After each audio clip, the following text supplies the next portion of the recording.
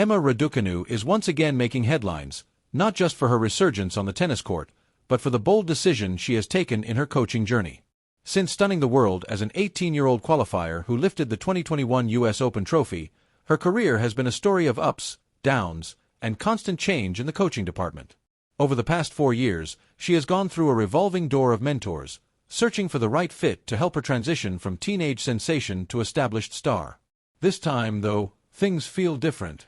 Her choice of Francisco Roig, a Spaniard best known for being part of Rafael Nadal's inner coaching circle for nearly 2 decades, suggests a more deliberate, long-term vision for her career. Roig is not just another coach on Raducanu's long list of hires. He is a man with pedigree, having worked closely with Nadal from 2005 until 2022. During those years, Nadal won each of his 22 Grand Slam titles, and while his uncle Tony remained the face of the team, insiders know Roig's input was instrumental in refining Nadal's game and prolonging his dominance. For Raducanu, who is currently ranked around world number 35, this is more than just a short-term experiment. This is a bet on experience, technical depth, and the kind of coaching consistency she has so often lacked. Former Spanish number 2 Feliciano Lopez, who worked with Roig for several years, once described him as the best coach he had ever partnered with. Lopez explained that Roig combines patience with demanding standards, pushing players until every weakness is identified and corrected. It is this reputation, the man who fixes what needs fixing, that has attracted Raducanu at this crucial stage in her comeback. So, what exactly does Roig bring to the table? Everyone who knows him emphasizes his extraordinary technical eye. Tony Nadal, who collaborated with him for years, once praised his ability to focus on the fundamentals of power and control.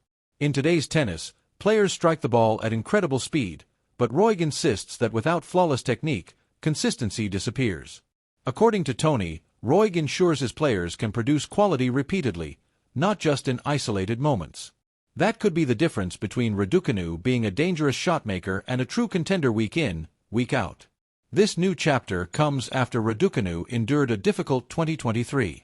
Wrist and ankle surgeries kept her off tour for much of the season, forcing her to rebuild both her body and her confidence. Since returning earlier this year, however, there has been encouraging progress. Under the temporary guidance of Mark Pecci and others, she reached the semifinals in Washington and quarterfinals in Miami and at Queens, showing glimpses of the fearless tennis that once shocked the world. Slowly, she has crept back towards the top 30, playing with more resilience and joy than she has in years. Yet Raducanu herself has admitted her game still has room to grow. "I've been creative, I've fought hard, I've played the big points well," she recently said, "but the overall quality of my shots needs to be better." That is exactly where Roig comes in.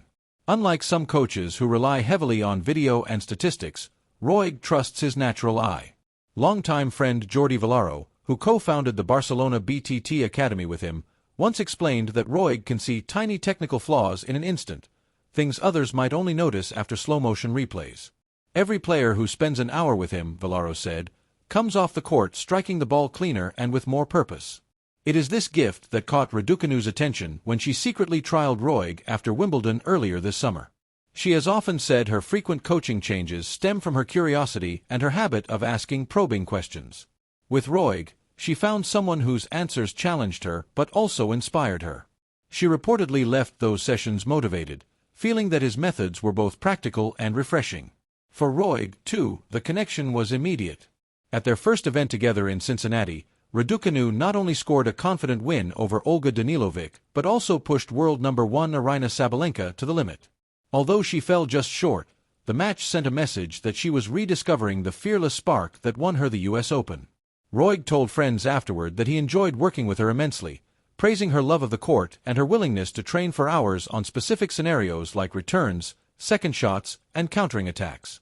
Of course, a natural question arises. Will this partnership last? Raducanu's reputation for cycling through coaches is well documented. Since 2021, she has had a string of short-term collaborations, rarely keeping a coach long enough to build deep trust.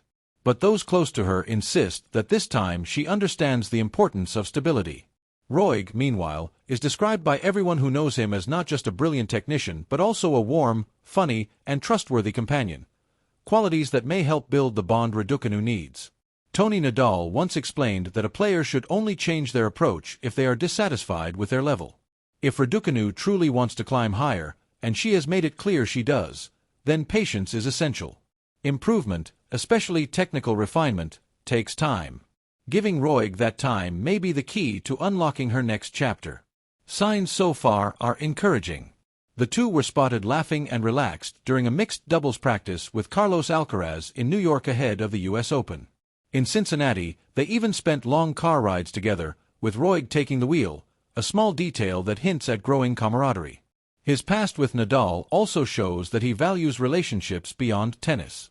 During his years on Team Rafa, he often joined in golf games, fishing trips, and football matches with the champion, suggesting he knows how to create balance between the demands of the tour and the joy of life off-court. As Lopez summed it up, the best coaches are not only skilled technically but also serve as psychologists and friends. Roig has all those qualities. And perhaps that is exactly what Raducanu needs right now.